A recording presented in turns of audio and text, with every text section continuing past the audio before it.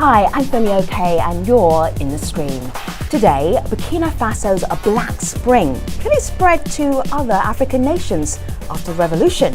What's next?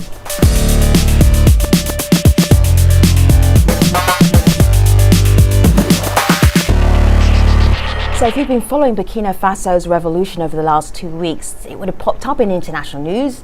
You know it from the last 2 weeks, but our digital producer Malika Bilal, she has a little bit of a scoop. She has news for us, Malika. What would that be? Well, conversations on this have been going on online since the beginning of 2013. Wow, okay. Yeah, a while ago. But if you didn't see them and recognize them, you're not the only one. Tommy on Twitter is also someone who noted that, and that is because most of those conversations were happening in French. As Twitter user Odewala notes, the most popular one is Willy, and that means bird in one of the local languages. Now, if you're watching us at home, the hashtag you can use is AJStream to join our conversation. And joining our conversation right here in the studio, Nyaka Lagoke is with us. He is a political analyst and founder of the Revival of Pan-Africanism Forum. Nyaka, it's great to have you here in the stream. Thanks very much. Much more from you in just a moment. Now, today's show was actually suggested to us via Facebook by Mohamed Diaby.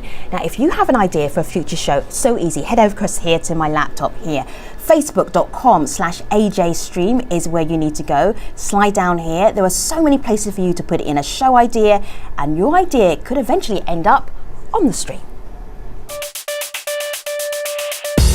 I'm Dick Toffel. I'm the president of ProPublica, and I'm in the stream.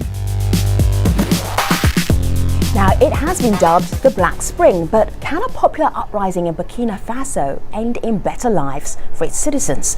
When President Blaise Compaoré tried to extend his 27-year rule through a referendum, protesters in tens of thousands forced the leader to flee the country, and that was at the end of October. Now the military has seized power, worrying some protesters that what they believed was a people's revolution is starting to look more like a coup. In response, the military has pledged support for a civilian-led transitional government with democratic elections in late 2015. So to talk about what's going on in Burkina Faso right now, we have with us from Ouagadougou, Azaka Traoré, a civil society activist and national coordinator of Réseau Barké. That's a watchdog group for public policy. Serge Martin Bambara, or better known as Smokey, is a rapper and leader of the Civic Broom movement. And Al Jazeera correspondent Haroon Matassa has been covering the events in the capital city. So everybody, it's great to have you here in the stream. Haroon, for you, you've been there for a little while in Ouagadougou. What's your perception of what's going on right now? It's a few days since the revolution was underway. People just want to move on. There's the feeling on the ground is that people just seem to want to move on. There's this feeling that, yes, they got rid of Compaoré, but now what next? People are quietly anxious about what's going on. They're watching the army very, very closely.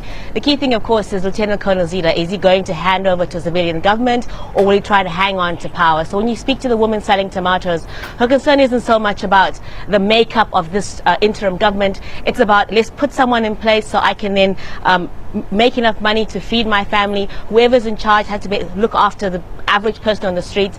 That's a concern of people on the streets right now. Yes, the politics are a concern for them and they're watching it closely, but they want to move on. It's a poor country.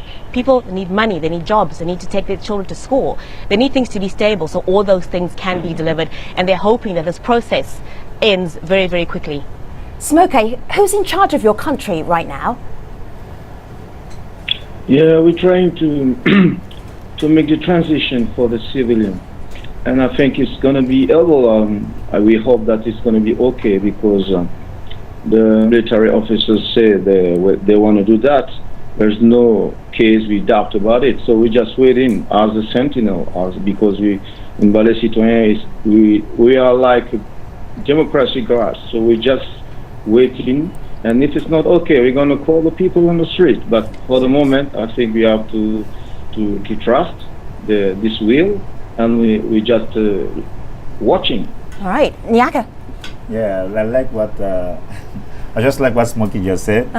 And I know there are many people who doubt the revolution in Burkina Faso because they have the privilege, to follow the struggle and their work. I can tell you that it's a civic movement in Burkina Faso.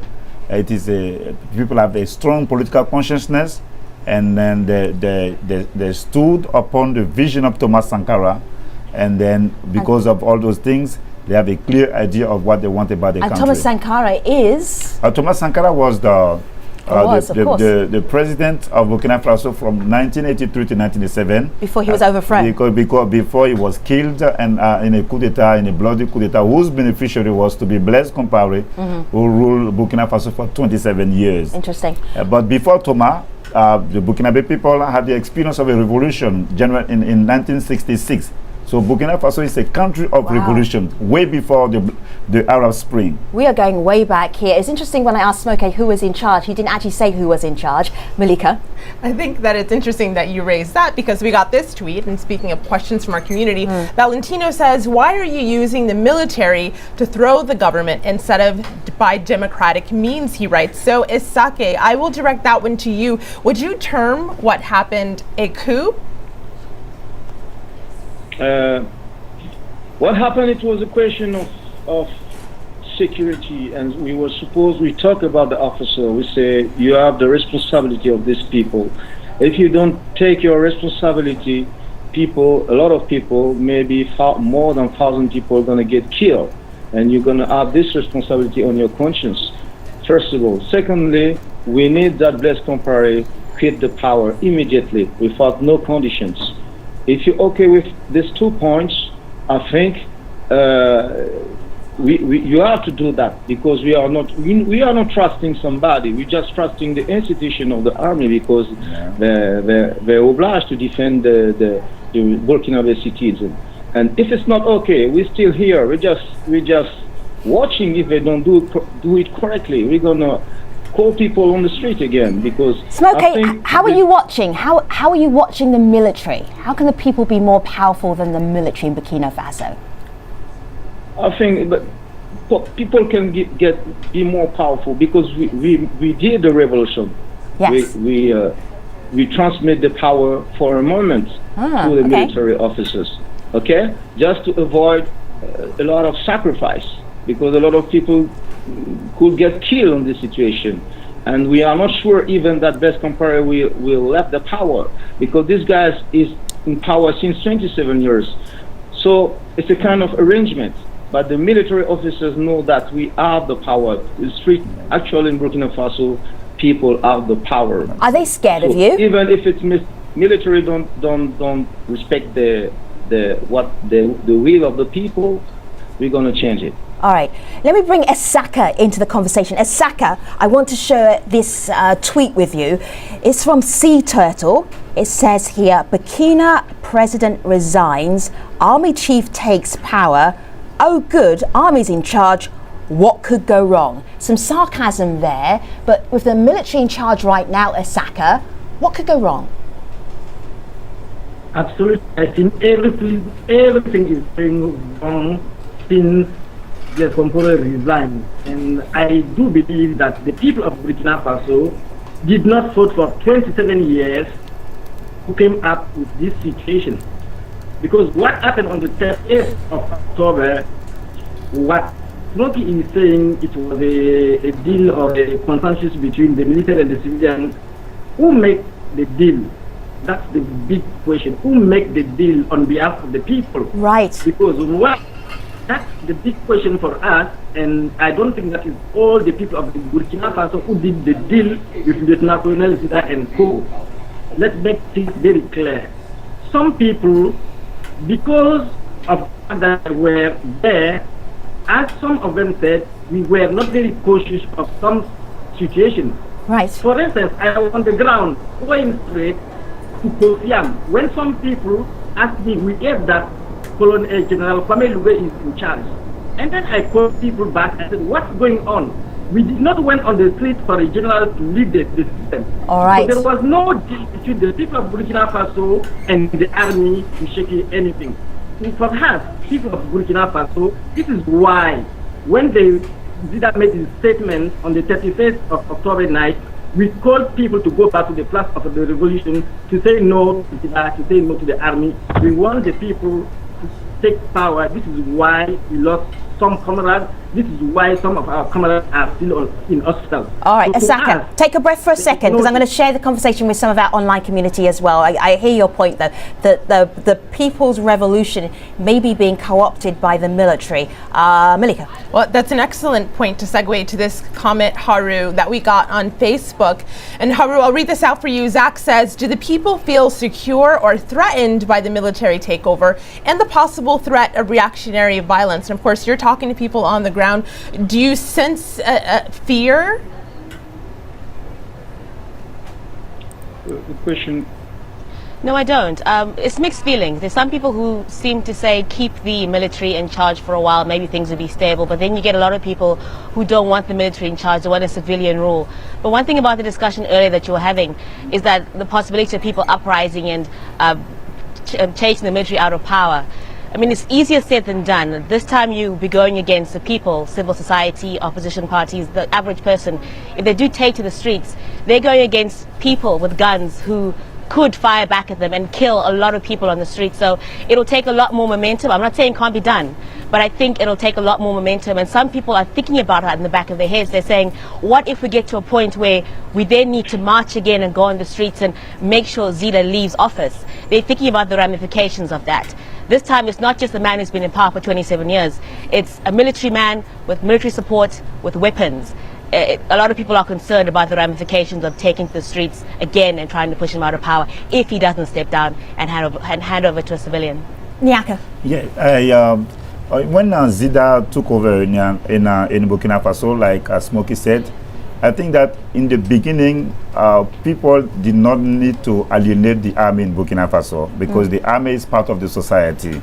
And like Smokey said, they trusted the army for a second as an institution, because the role of the army is to protect the country and to assure and to protect the citizens of the nation. So in a situation of violence and confusion, the army has to step in order to protect the country and the citizens. So but there's now, no other choice. But yeah, that was my analysis. That right. The army has to be there for for a second. But now, if what we see now in Zida, it looks like he wants to maneuver in order to give a long life, to his term in power. Right.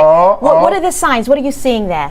No, because we just and I think the people on the ground can give you the details, but in the chart of the transition, yes, and then the conversation people are having, according to some of the news, the army wants to have some cabinet positions.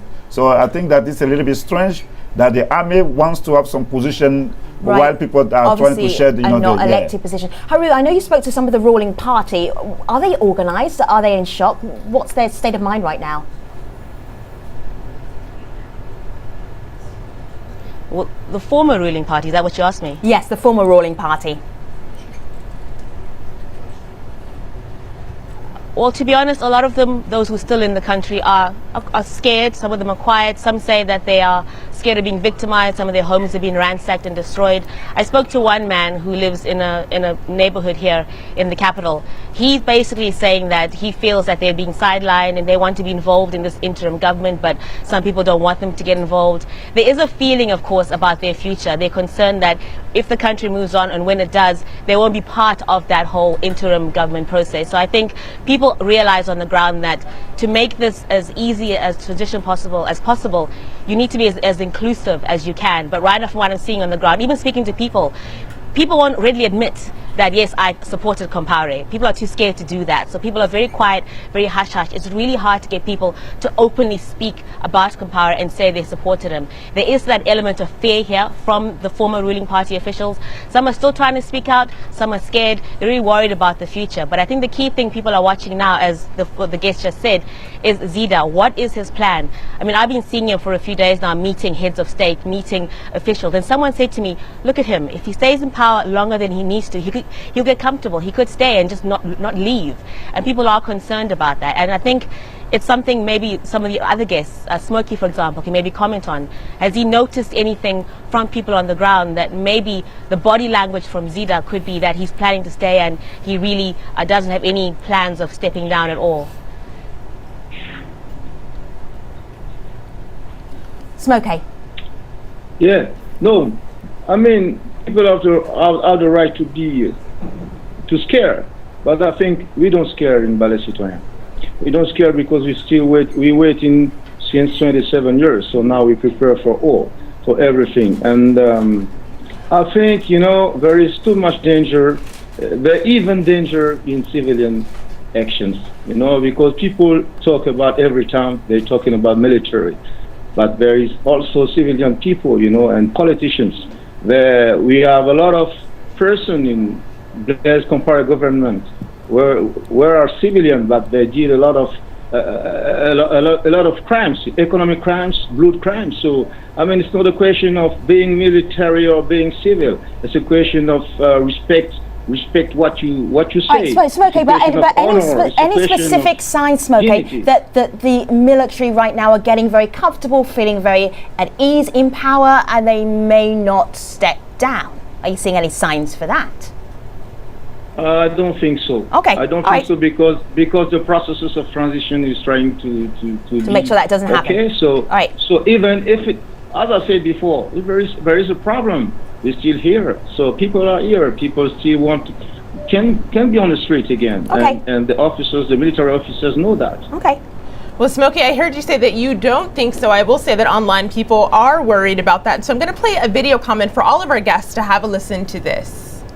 My take on how to address the current issue in Burkina Faso is that they should speed up the negotiation process, and in doing so they should put a lot more pressure on the current military leader, because he's not showing any hurry in handing the power to the civilian people. So Isaka, are you confident that the military leadership will eventually cede power? Thank you very much, and I would like to highlight the fact that I have been part of all the talks. I have been working on the design of the proposal of the chart of the transition. We just finished a meeting with President Macky Sall and President Faure Eyadema from the ECOWAS. What we have heard from Lieutenant Colonel Zida, the first day he came at the Place of the Revolution, an officer has to respect his own words, and is promised to hand back the power to the civilians. This is one example. We are almost 2 weeks, he's still in charge.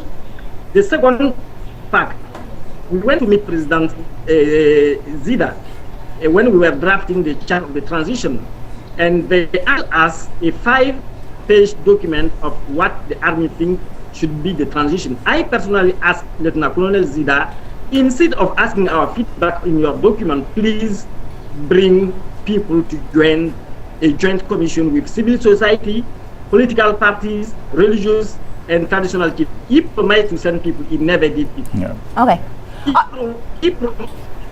He promised to send people to the plenary to participate in the discussion and the debate for the adoption of the chart of our transition. He never make it. All right, Isaka, let me just ask you this, because I just want to make sure I understand you correctly, and we don't have a fantastic line between you and he, although it's pretty good considering.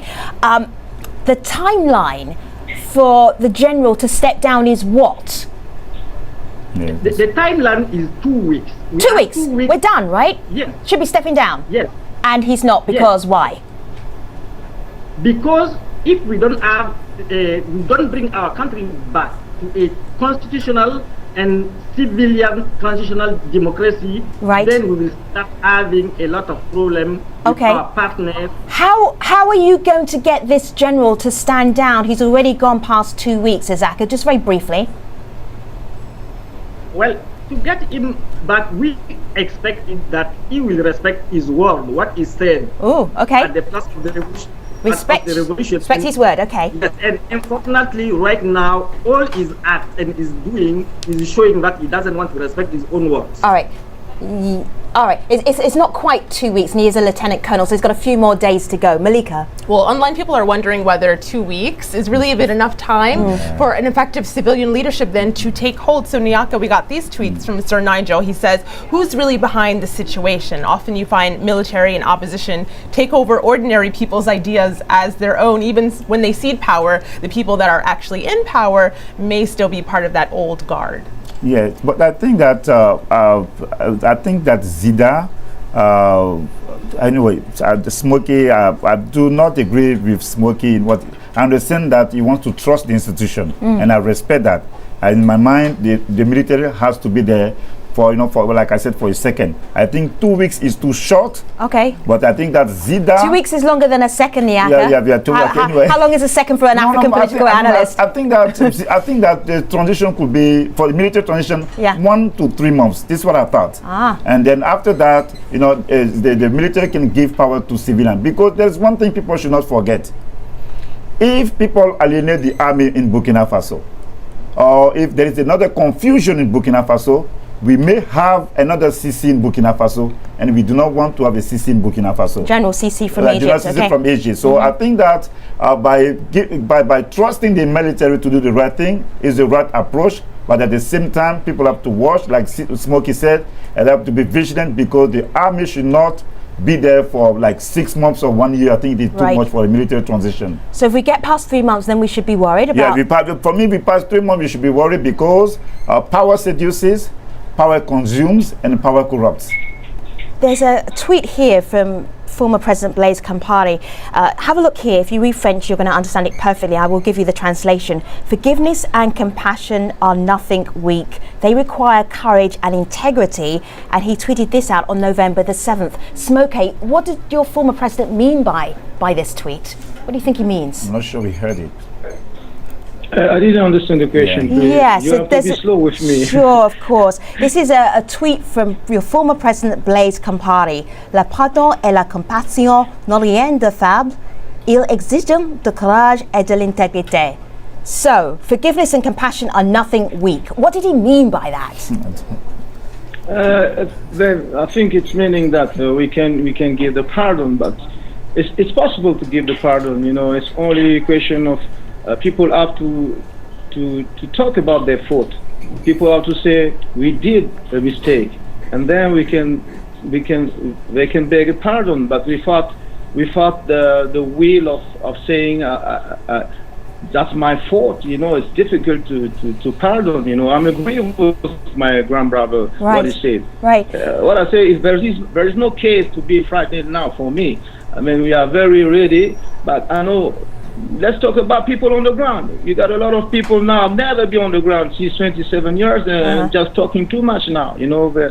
I think we are ready for that. We are ready. We are proud to our revolution, and we are ready to go until the end. Not let the people go away like this. Not let the situation like this. All right. We're ready for that. All right. Okay, that is a voice from Ouagadougou, from civil society, from an activist who's been actually on the streets, part of the People's Revolution. Malika, what do you have?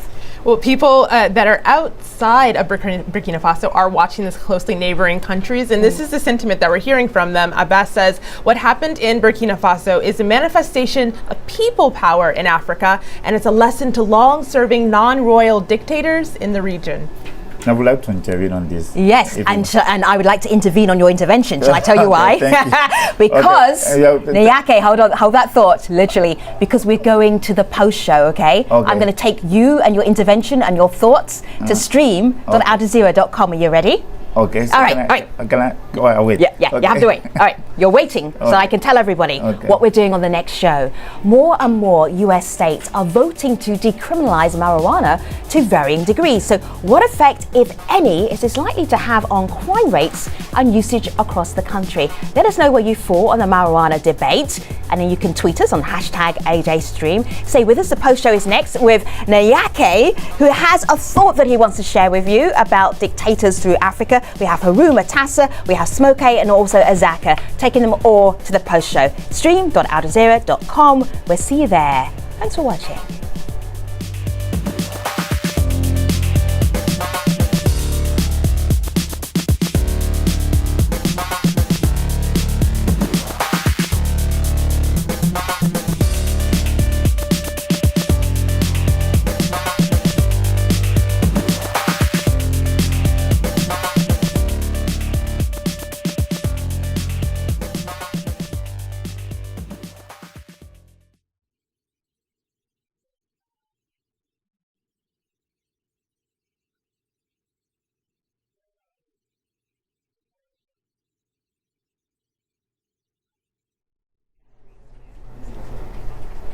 Hello again, this is the Streams Online Post Show. We're going to get right back to the conversation. A little recap though, from the main show to the post show. Malika, what was the tweet that you read that got Nyake jumping and very excited? Well, the tweet was this one from Abbas, who talked about manifestation of people power. But since so many people are talking about this, I'll also share this Facebook comment. And Nyake, you can respond to this. Abbas says, I want my fellow Africans who are under dictatorial government to know that no matter how powerful those dictators might seem, the real power still lies in the hands of the people. And he is writing us from Nigeria. So what do you think? No, yeah, when I talk about the revolution in Burkina Faso, I am very, very pleased and excited because I know there are many people who doubt Africans, that nothing good can come from Africa, as if we did not experience the generation of Mandela, of Kwame Nkrumah, or Thomas Sankara, and Patrice Lumumba, and many others.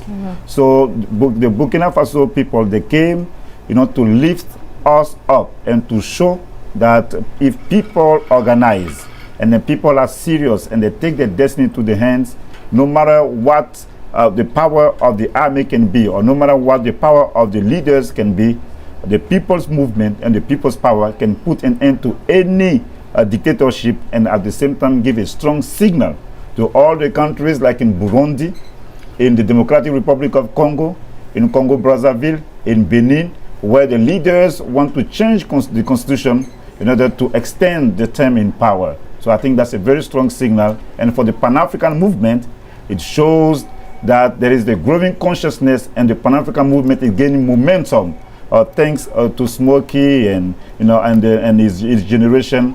And that's the the pleasure that we have when we look at what happened in Burkina Faso. Isaka, let me bring you back into the conversation. I'm intrigued as to whether you're thinking about the way that your neighbors around you may be reacting to what's happening in Burkina Faso. Do you remember when it was the Arab Spring and other countries were looking at Tunisia and maybe Egypt and also Libya as looking to them for inspiration? What impact do you think you might be having on the rest of the continent? First of all, I would like just to make some precisions on what we are doing right now, because I'm a member of 54 civil society organizations who are working on behalf of the people of Burkina Faso, and we want to emphasize that this revolution, this uprising, is the work of 27 years made by several people. Yeah. There is no civil society organization that can claim that we are the one who did this revolution. This is very, very important for us to share to the rest of the world. And the second thing is the will of Zida. As I said, I'm part of the talks. I'm part of all the process. And we yesterday clearly said that they are not going to leave. And today again, we meet the head of state, and the proposition that are coming from the Zida side is not good.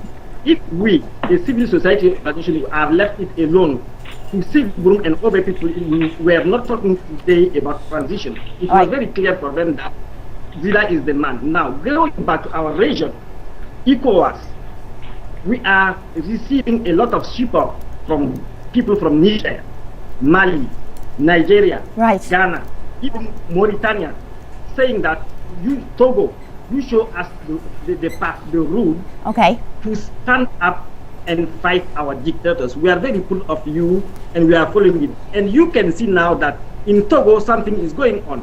You have other countries where people are stuck doing the same thing. Sure. The organization is not a one-year organization. It has been a 27 years organization to get this component out of the place. Right. All right. Malika. Haru, I'd love your thoughts on that, just because we're getting so many tweets on this discussion, so I'm going to read you two of them. Oberon says, I hope it does spread to other nations. It's time for Africa to wake up and demand good leadership. Gopi writes, this will have a domino effect. There may be an African Spring in the making. Other African nations should be put on alert for reforms. Though, of course, the idea of the spring at all and the uprisings did start in Africa with the uprisings in North Africa. But because you cover the continent, Haru, I'm wondering what you think and whether you think this could have an effect on neighboring countries. I think it could have an enormous effect. I mean, look at the Democratic Republic of Congo in East Africa. Shortly after Compaoré left, suddenly people wanted to start protesting, and they basically declared that every Monday they will start protesting and push Kabila out of power.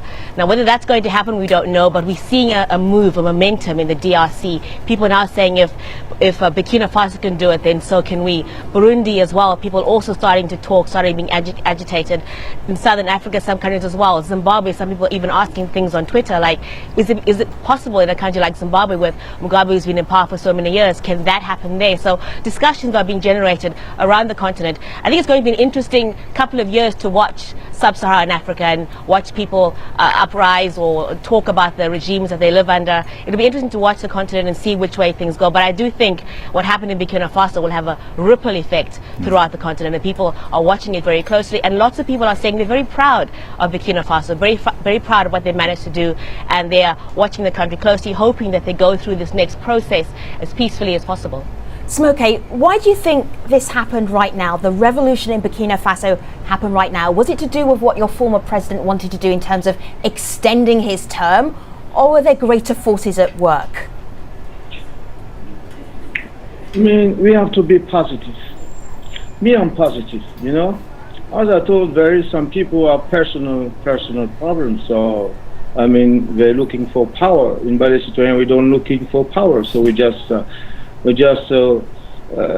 trying to do the people, this revolution happening until the end, and it's gonna be because we trust it. It took one year for us to talk with people every year, every part of Burkina Faso, and I think people are ready now, and people want this revolution to go until the end, and it's gonna be because we want it, because we are African, we're proud to be African, and because we are positive. That's it. Nyaka, why do you think it happened right now? Yeah, I do not want to meddle in the internal problems of the civil society in Burkina Faso. Yeah.